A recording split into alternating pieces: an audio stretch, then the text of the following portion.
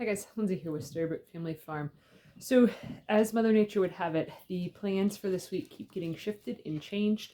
It is extremely windy outside and is actually raining quite a bit. It was sleeting a little bit earlier, so it's basically just a really miserable day outside. So it was really nice yesterday.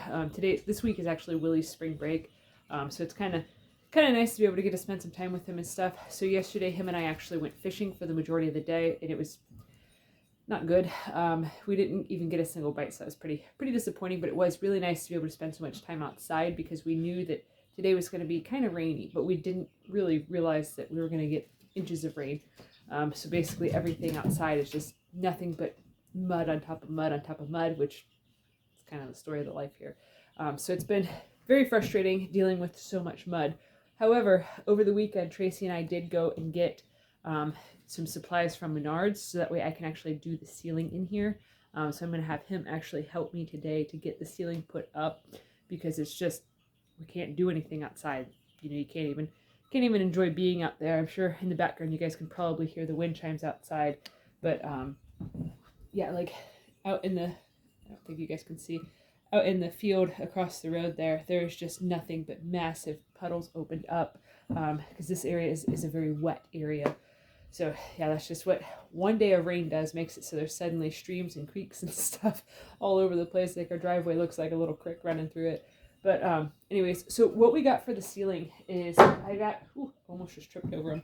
I got all the paneling, or all the 2x4s were actually just out on the deck, but it started raining so bad that even though the deck is covered, everything was getting wet. So I had Willie run outside in his jammies to help me bring all the 2x4s in really quickly so that way they stayed dry enough that we can work with them.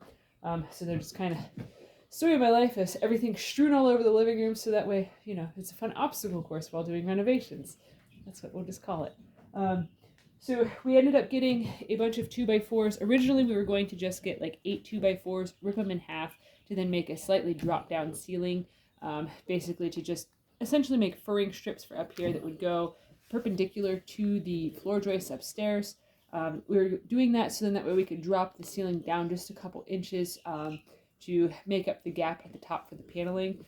So when we installed the paneling, if you're wondering why there's a line there and then doesn't go up all the way, it doesn't go to the ground all the way, Tracy and I had figured out that even though the ceilings are 9-foot ceilings here, we exactly calculated in doing trim boards and doing a bunch of stuff so that way we could use a significantly less amount of paneling to save money, but also to save time and energy, because otherwise we would have had to cut like a 1-foot strip off of every single panel, and then there would have been an awkward 1-foot line everywhere, and it would have looked weird. So we figured out that we would do a wainscoting effect and use a lot of trim boards to basically make it so our 8-foot tall pieces of paneling would span the 9-foot section. So if you're wondering why it looks like I did such a terrible job installing paneling, it was deliberate. With saying that, we are going to we decided, because it was only, I think it was like about $3 for each 2x4, and I decided while we were at Menards that it's worth the $3 extra to buy twice the amount of 2x4s instead of having to then take the time and the energy to rip every single 2x4 in half, and then also relying on getting very big crown molding to cover up the gap that was at the ceiling the whole way. I told Tracy, I said, let's just hit the easy button on this. It's really not that much more money. So it ended up being like, I think like in total like $30 extra to just use full 2x4s. So we are going to actually install them going this way on the ceiling instead of laying on the short side. So that'll bring the ceiling down about 3 3/4 inches, making it so that way we can use pretty much any trim boards that we want to basically tie in the ceiling with the walls. So while we were at Menards, we also did look at different drop ceiling tiles to see if there was going to be an easier option for us instead of doing either drywall or paneling on the ceiling, because we thought this would be easy. They're smaller pieces, they're going to be lighter, they're going to be much easier to work with. Well, it ended up being that for a 2-foot by 4-foot section of something that looked decent, it wasn't even anything like pretty. The pretty stuff was way out of budget. So for a 2x4 section of drop ceiling stuff, it was, I think, like $25 or something like that. It was insane, and I was like, that's, we have a lot of ceiling. This room is a 12 by 16 room. So to do that level, it was, I think, like $5 a square foot or something. It was insane. I'm like, I'm not paying more for a ceiling than we are for the flooring. Like, that's astronomical. But so what we ended up doing was going back to our original plan, and that was buying some paneling. This paneling, it does have lines on it. They're not textured though. It looks like, I'm trying to move my shadow here. It's very, very dreary outside, so the lighting in here is not very good. But so there is a bit of a texture. I don't know if you guys will be able to see. Over in here, it looks almost like paint lines. There are not lines or grooves inside of the paneling at all, so that's what made it perfect. It wasn't that we absolutely loved this or anything of the sort. I just basically wanted to get some panels that did not have lines in them, because I think that with having lines on the floor, lines on the wall, and then lines on the ceiling, it'd be way too much of like the 70s aesthetic of paneling everywhere, like wall-to-wall paneling, and I didn't want to also have to get shag carpet to put down to really, complete the look. Although I do like shag, but we're not a carpet family. So what we're going to do is I'm actually going to mount each of these panels on top of the ceiling once I get the 2x4s up, acting as like furring strips. And then we're going to try to, hopefully me and Willie can get it done today before he's got to go to work. We're going to try to install as much of the paneling up as possible, just so then that way that's done. And what I will probably do is I will probably end up painting all of this white.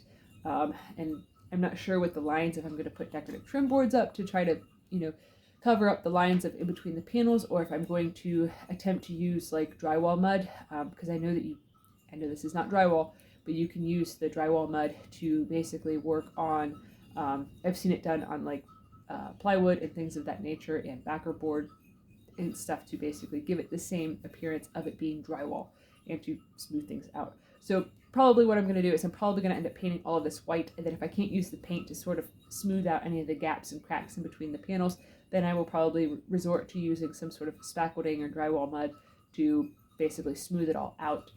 The reason that I did not choose to do drywall on the ceiling, even though it would have been a little bit cheaper, each of these panels were, they're a 4 foot by 8 foot panel, and they were, I think, $19.99 or $20.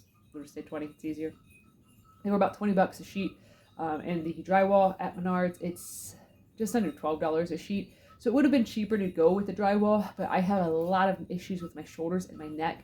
So I do not want to be basically spending a lot of time doing this number of doing a bunch of stuff above my head.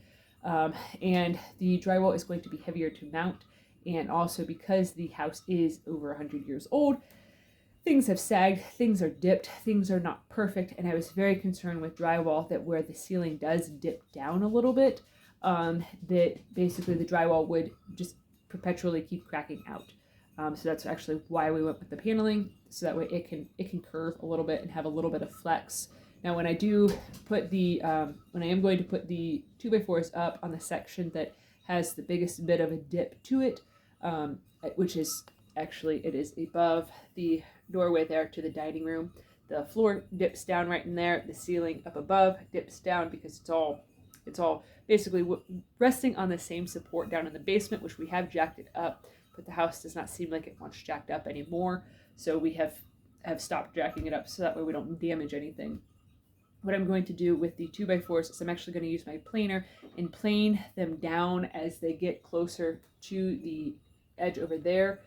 Because like I said, that's where it dips the most. I'm going to plane it down some, so then that way hopefully it won't be noticeable once we put the paneling up, because with my OCD it would bother me really bad if I constantly had to look at a slight dip. When we had our house in town, in the living room, the plaster was starting to crack pretty bad in the living room, and it probably should have came down, but we never did it. And the one spot, it actually dipped down a little bit, and it drove me absolutely crazy. Like, I couldn't lay on the couch and stuff because I just kept seeing how uneven it was, and it drove me insane. So I'm hoping that with using a planer and basically filing it down and sanding it down some and smoothing it out, that then it won't be as noticeable for me. I know that pretty much anybody else that walks in the space would never notice, but it's literally just for my own peace of mind. So I don't get annoyed like crazy by looking at it every day. So yeah, I'm actually going to cut this off here because of the fact that I only have help for a limited amount of time, and there's no way that I'm going to be able to basically hold up a bunch of 2x4s up there and secure them in by myself. So I need to take advantage of the help while it's here. So if you guys are enjoying this content, please give this video a thumbs up, share it with your friends on social media, and if you haven't already, please subscribe to help us grow. We greatly appreciate it. All right, thanks for watching. Have a good one, guys.